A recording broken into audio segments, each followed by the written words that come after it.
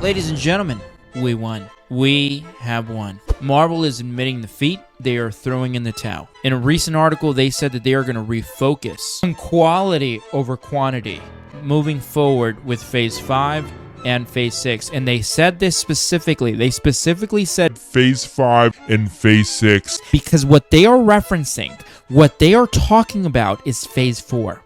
What they are trying to tell you in this article, they're basically saying that Phase 4 was garbage. And this is all I've been telling you guys. I've been telling you guys this from the very beginning. She-Hulk was terrible. Miss Marvel was terrible. Thor Love and Thunder. Thor Love and Thunder. Let me tell you something about Thor Love and Thunder. I was at the dog park the other day, and I saw so many dogs out there running around. And I can swear each one of those dogs was squatting and putting down Thor Love and Thunder 1, Thor Love and Thunder 2, Thor Love and Thunder 3, and their owners were all with little green plastic bags picking them up and throwing them away. That's what Thor Love and Thunder was dog shit. That's what it was. And for all of you that were blessed enough not to see Thor Love and Thunder, I'll give you the gist of it. Christian Bale, good old Batman, put that movie on his back, and he carried it as far as he can go until eventually he couldn't take it anymore, and it just tipped over. And then here comes Thor, and they stand him up. They pull down his pants, and they clip his fucking balls. And then they give him to Jane, who's now the new Thor. Almighty Thor, Lady Thor. That's what Thor Love and Thunder was. And I'm not alone in thinking this. Hell, Chris Hemsworth thinks this as well. He said it himself. He said, in order for him to come over and play the role of Thor again, they would need to change the role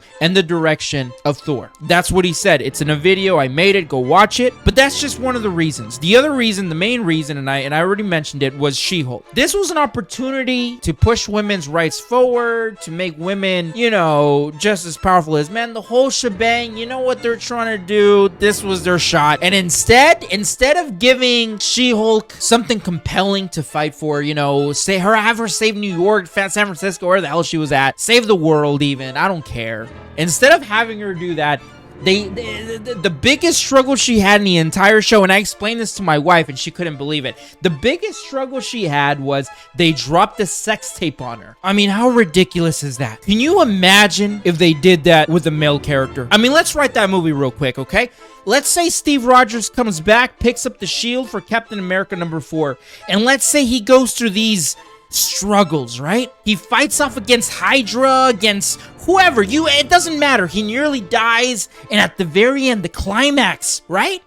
Right before the movie ends, Hydra drops a sex tape on Captain America. We get to see him banging away at Peggy, and then the movie ends. Can you imagine how ridiculous that would be? But that's one of the reasons why Phase 4, and the main reason why Phase 4 was complete dog shit, along with Thor Love and Thunder. But that's what they're saying here. They're saying here that they're gonna walk away from the woke shit. They're walking away from the experimental shit, and they're gonna try and give us fans quality over quantity. But let's talk about that. Let's talk about why Marvel chose to pretty much spit in all of our faces, because that's what they did with Phase 4. They spit in my face, they spit in your face.